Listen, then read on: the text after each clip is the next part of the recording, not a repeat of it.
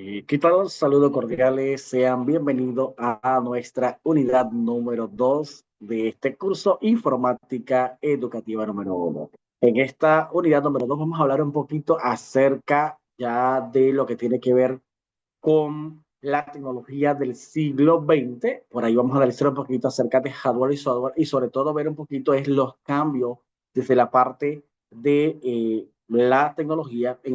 más que nada en la parte moderna en el siglo XX. Pero antes de eso, nuestro objetivo principal de esta unidad es evaluar también parte de los riesgos de las medidas de seguridad, considerando que también la tecnología tiene grandes bondades, pero al mismo tiempo también es importante considerar algunos principios éticos, algunos principios legales para promover más que nada una responsabilidad en cuanto a las herramientas tecnológicas.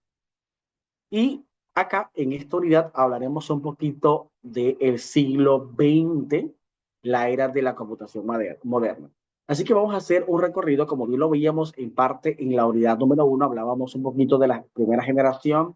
la segunda, tercera y cuarta generación. Veíamos los cambios, veíamos a los precursores en cuanto a esas generaciones de la parte tecnológica, de desarrollo, de crecimiento, del cambio de la tecnología. Ahora en el siglo XX vamos a ver un poquito acerca de la historia de la computación, el desarrollo de la tecnología, cómo este ha transformado el mundo en el cual nosotros vivimos hoy en día. Y es importante que entendamos que desde el siglo XX los orígenes de la computación, los primeros intentos fue por automatizar cálculos que remontaran a la antigüedad con dispositivos como el ábaco para ese entonces. En el siglo XIX, entrando ya al XX, vamos a ver que Charles Babbage diseñó la máquina analítica, que era más que nada esa precursora de las computadoras modernas. Y cuando vamos acá un poquito a la parte esa de que tiene que ver con eh, eh, lo que tiene que ver un poco en la parte del cambio, del desarrollo de las máquinas de cálculo, mejor conocida como la electromecánica, como la IBM que hablábamos en la unidad número 1, entendiendo esos orígenes de la computación, entendiendo esos cambios tecnológicos que de una u otra forma nos han brindado, nosotros podemos hablar entonces de la máquina de Turing y el concepto de computación. En primer punto tenemos la máquina universal, que era más que nada un modelo teórico que puede simular cualquier otra máquina de Turing sentando a las bases de la computación universal. Luego de esa máquina universal, podemos hablar de la parte de la computación que tiene que ver con ese proceso que involucra la manipulación de los símbolos de acuerdo al conjunto de las reglas definidas. Y luego entonces, en tercer momento, hablamos de las teorías de la computabilidad que tiene que ver ya entonces es en poder encontrarnos con una situación X y poder darle respuesta a partir de la necesidad. Entonces, en ese punto, luego vamos a hablar del desarrollo de los primeros computadores. Veíamos entonces en la unidad número 1, veíamos algunos cambios notorios, pero acá nosotros podemos entender que a partir de los primeros computadores, allá en la Segunda Guerra Mundial, esto lo que hizo fue impulsar el desarrollo de las computadoras para descifrar códigos enemigos. Luego tenemos por allí la ENIAC, que fue como bien lo mencionaba en la unidad 1, 1946, fue más que nada el primer ordenador electrónico de un propósito general y ya para allá el año 1950 es ya esa creación detonante de transistores más pequeños, más eficientes y poder facilitar la tarea diaria de las personas en cuanto a las asignaciones, en cuanto al compromiso de estudio o trabajo que tenían en ese entonces. Luego de eso pasamos a ver la parte de la era de los mainframes y minicomputadores, que esos mainframes más que nada eran esas computadoras de gran tamaño, de gran potencia, que más que nada eran utilizadas por las empresas, por las organizaciones, para procesar grandes cantidades de datos, grandes cantidades de archivos para ese entonces. Tenemos las minicomputadoras que ya como su palabra lo dice, eran esas más pequeñas, menos costosas que las de los mainframe, que permitieron entonces que todas las empresas que tenían, que podían adquirir una, que podían tener ese acceso, las empresas entonces poder acceder a la computación. Y luego vamos a ver entonces qué se da la parte del desarrollo de la tecnología al conectarse las computadoras, creando ya entonces las redes de computación que también de una u otra forma existían. Entonces hay mucha historia que remontar, muchos cambios que entender y comprender desde la era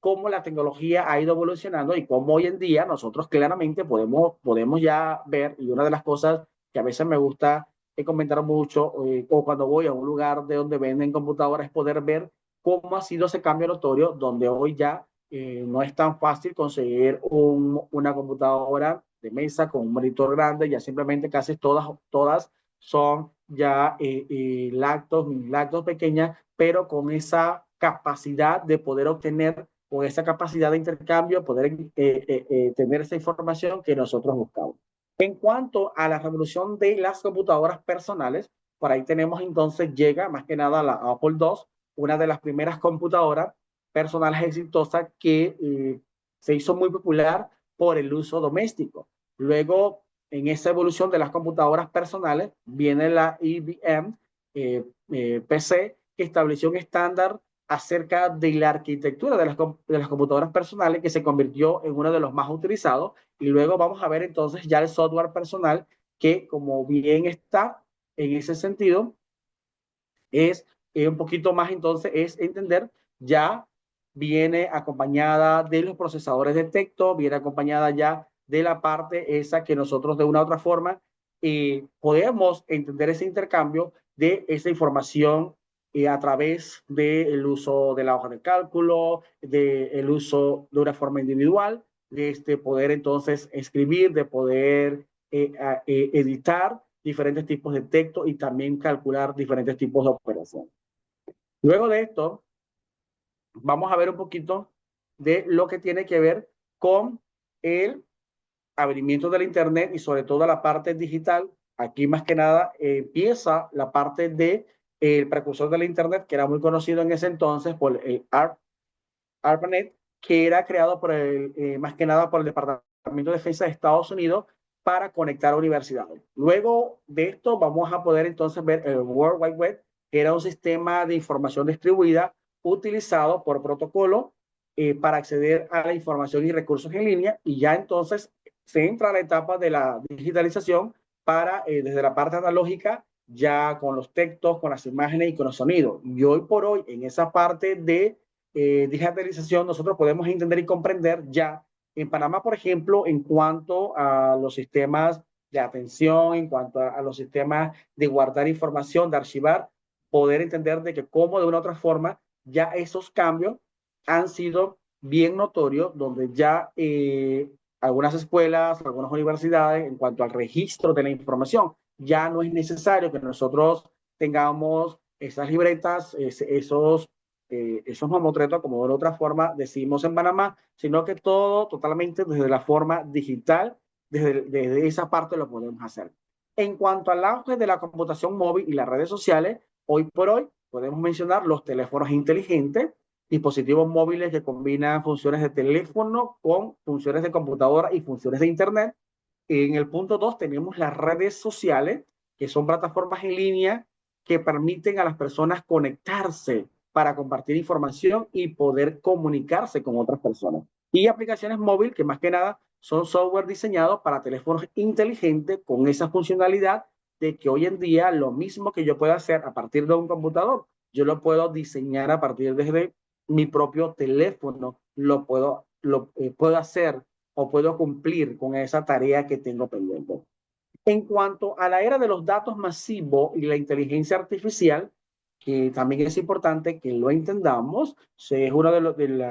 quizás del boom de los últimos años, hablar de datos masivos, hablar de inteligencia artificial, que quizás de uno que otro no entiendan, no comprendan, o uno es que a mí no me gusta porque ahora el ser humano se vuelve dependiente de un robot, se vuelve dependiente de una aplicación. Más que nada, no es eso, sino ver las bondades, también entender la parte ética, poder formar a partir de esa parte, que el estudiante logre, que el estudiante también pueda de una u otra forma ver qué me ofrece, pero al mismo tiempo poder yo trabajar, diseñar a partir de lo que yo quiero, de lo que yo busco.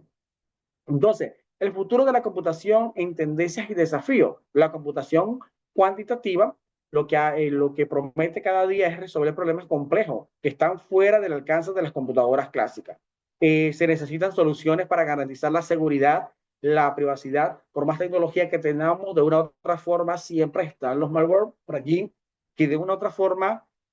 nos hace poco vulnerable en cuanto a la seguridad y la privacidad del uso de la tecnología como tal. Y la inteligencia artificial que continúa avanzando en pasos gigantescos con aplicaciones que van desde el diagnóstico médico hasta la creación del arte hoy en pleno siglo XXI. En cuanto a esa seguridad que nosotros mencionábamos, hablamos de esa parte de navegando por el mundo digital, donde la información, sabemos que la información existe, fluye constantemente, hay que trabajar mucho por proteger nuestra seguridad digital, cada vez es más crucial poder entender, comprender qué página web, qué buscador estoy utilizando, qué archivo estoy abriendo, qué correo estoy recibiendo. Son algunas de las medidas que nosotros propiamente podemos nosotros poner en práctica para navegar de una forma segura por el ciberespacio, más que nada. Importancia de la seguridad digital. Es muy importante que entendamos que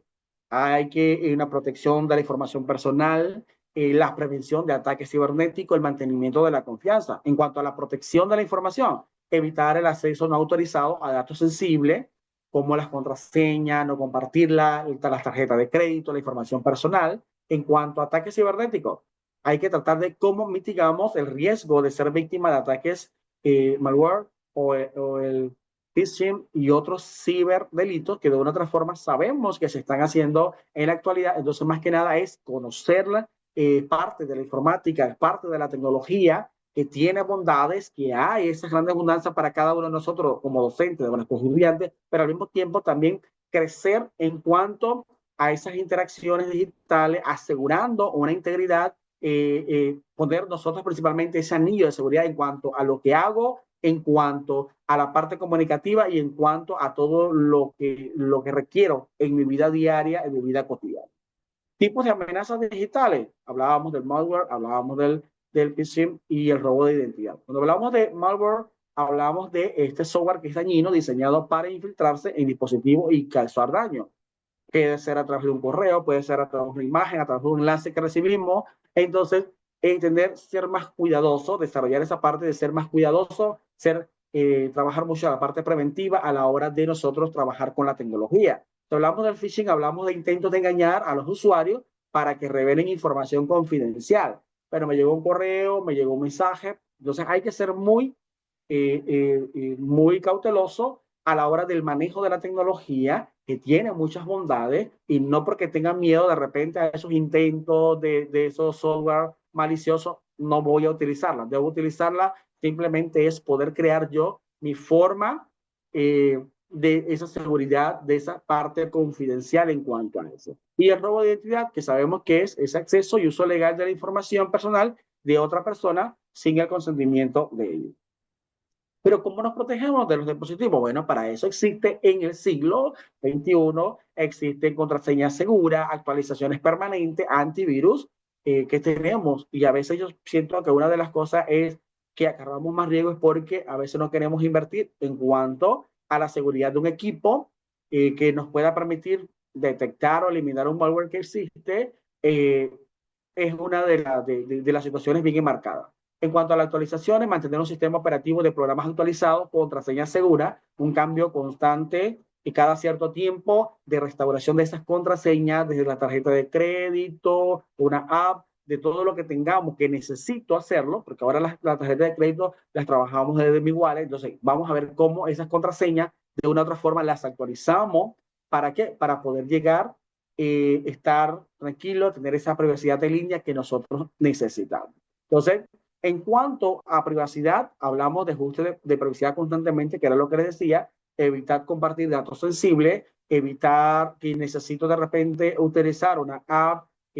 donde yo, de un banco, en un teléfono de un compañero que se guarde. Todos estos son el primer anillo en cuanto a la seguridad de la tecnología, lo vamos a nosotros lo vamos a trabajar, lo vamos a poner en práctica. En cuanto al uso de los cookies, sabemos que todos los días cuando abrimos una página, cuando estamos indagando, buscando un artículo, una revista, una información, nos va a aparecer ese mensaje de los cookies que realmente hay que saberlos administrar de una forma responsable que aceptan los sitios web que nosotros vamos a visitar. Eso es importante en ese aspecto. En cuanto a las redes Wi-Fi seguras, sabemos que el VPN utiliza más que nada una conexión de Internet segura, evitar redes públicas, no conectarnos a redes públicas sin la protección correcta en cuanto a esto, que se hace importante, y las conexiones seguras que nosotros la podemos diseñar, saber de que de repente vamos a un mall, vamos a una tienda, ¿sí? Procuremos tomar todas las acciones pertinentes para poder conectar de una forma segura y asimismo poder nosotros darle, hacer lo que tenemos que hacer, pero tomando las consideraciones en cuanto a eso. Aplicaciones actuales de la computadora. En este recorrido también es importante que lo vamos a ver en la unidad número 3, cómo está ese cambio notorio en cuanto a las aplicaciones actuales, donde constantemente viene una, reemplaza a otra es más innovadora, otra es más creativa, otra es más eficiente, y donde vamos a ver cómo va evolucionando esa parte de todas las aplicaciones, esa parte de los buscadores, cómo la información día tras día se hace de una forma totalmente diferente a partir de esas máquinas electrónicas, procesan una información, ejecutan tareas más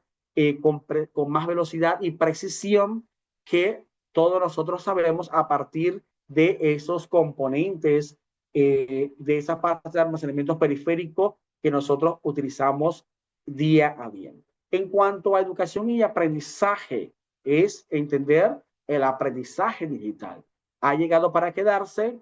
vamos a prepararnos, vamos a nutrirnos de información, entender un poquito también la simulación y el acceso de la información. En cuanto al aprendizaje digital, hoy por hoy muchas plataformas online ofrecen cursos, tutoriales, recursos educativos, tecnológicos, de actualidad, simulaciones, computadoras que permiten la creación de simulaciones que facilitan el aprendizaje práctico y el acceso a información libre a partir de esos buscadores, de esos servidores, de esos clientes, todo lo que necesitamos para poder brindar esa información necesaria, tomando en cuenta los software y los hardware en cuanto al siglo XXI que nos ofrece la tecnología, tomarlo de la mejor forma y siempre ser nosotros ese anillo de seguridad tan importante de lo que nosotros vamos a desarrollar en cuanto a la tecnología y sobre todo perder el miedo y conocer las bondades, conocer la parte ética, la parte profesional, la parte de interacción, la parte de seguridad de cada uno de esos aprendizajes que nosotros vamos a dar. Así que sin más, esto es parte de lo que vamos a ver en la unidad número 2. Así que nos vemos en esta plataforma y nos preparamos entonces para vernos en la unidad número 3 de este curso. Saludos cordiales y nos vemos en el aula.